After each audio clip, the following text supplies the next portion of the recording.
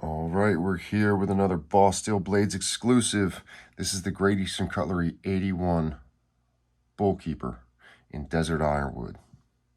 This is knife number 811224. Let's get into the model. So I picked this up from Boss Steel Blades. This is the slip that I got with the knife. It's Northfield trim, so here is your tube, standard Northfield stuff. So what we're talking about is a two-bladed knife with a clip point on one side and a spade blade on the other.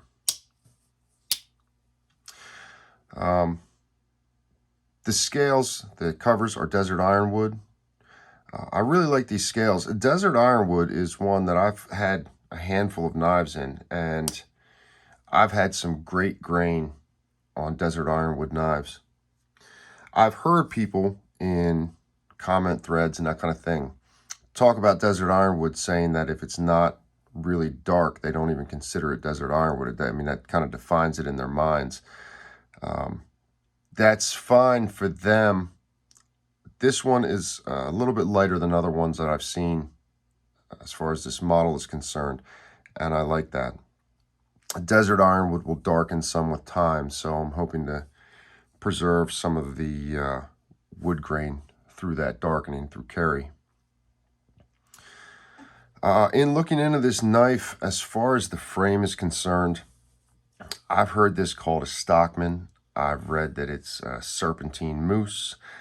I've even read that it's a premium double-end jack. I don't give a shit what we call the pattern. You guys can argue about the frame in the comments. I like the knife when I take it out of my pocket and I cut something. This knife has had a lot of carry time. I got it, and it's not my normal thing. So I just kind of threw it in my pocket and decided I was going to use the hell out of it. Consequently, I have got quite a patina going on this. I don't think, maybe we can see a little bit of the etch, just the normal un-excelled etch on there. The secondary blade is a spade blade. I feel like spade blades don't get that much love in the community. I hear people bitch about them a lot. I don't mind this one. It's very thin. Took a really nice edge because of that. I mean, because it thins out so much, I was able to drop the angle back more without widening the bevel, and consequently it cuts really well. And as far as sharpening this knife, this is one that I was carrying and I was just kind of throwing random tasks at, just anything that came up. So this sharpening is from field sharpening, from pocket stones, just trying out different things, seeing what I could carry on me and still get decent bite on the edge. But I mean, certainly this is sharpening at odd times when I'm not at home. The action on these is good. It's not a real heavy pull, not a real heavy snap, but it's fine. I can dig it. This construction is interesting. Look at the way these fit together. This is a single spring knife. So, you know, double-ended, both blades on the same spring. Interesting curvature to the pattern. I like the way everything fits in there. I think they did a good job with these. There was some SFOs that came out with this release and some really nice stuff. Also, you know, you had some ebony models that came out, streaked ebony, and I really liked those, and I wish I could have gotten one of those. This was all I could come up with, but I have been happy with it, just making it a user and really putting it through the paces. Cam tangs on this, so no half stops, so no flush at half stop. I like the size of the knife. I really have found myself enjoying just using this. It really lends itself to that. Nice fluting on the bolsters, both at the top and bottom. It is equal bolsters from one side to the other. Double brass liner on the left. And we have that little gap again. Yeah, again, it comes up.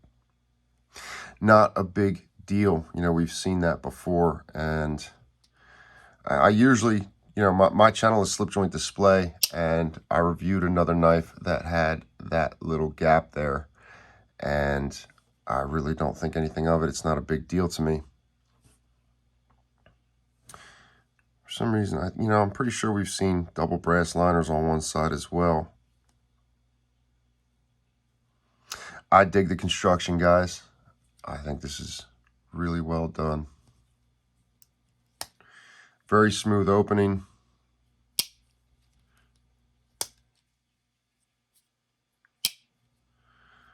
Yeah. Cam tangs isn't something I've had a whole lot of. I mean, I'm kind of partial to half stops, but when a cam tang is done well, I don't mind it one bit. I like the profile of this knife. Look at that. Yeah. That clip point blade is rather large and rather slender. It's not exaggerated in the middle like some of the other models that I've had. I like the exaggeration, I do, but this is a nice change of pace for me. Let's have a look around the knife. So, cutting edge, we'll say just under 3. Total blade length, just over 3, and 7-inch total, maybe a little more, right? But you've got an idea. Let's also do this. There wasn't that many reviews of this knife online. I was kind of surprised. So, spade blade, say cutting edge 2, just under 3 total, something like that. Little bit of rubbing opening the knife, although I open them rough, so maybe that's my fault. Let's also have a look.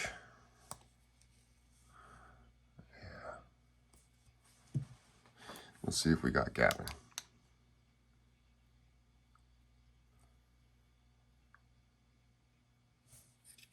Only one little speck there. Yeah, almost nothing. Look at that. That's interesting. I think this is a nice user, guys. Cloud shield. Transitions feel good, although the fluting would hide it, but I mean, I can barely catch with a fingernail. No gaps that are visible from the outside. I think they did a good job with these. I mean, certainly, again, I don't care what you call it, but if you say Stockman pattern or Stockman-ish pattern, whatever, if that's your thing, I think this is one to pick up in whatever variation floats your boat.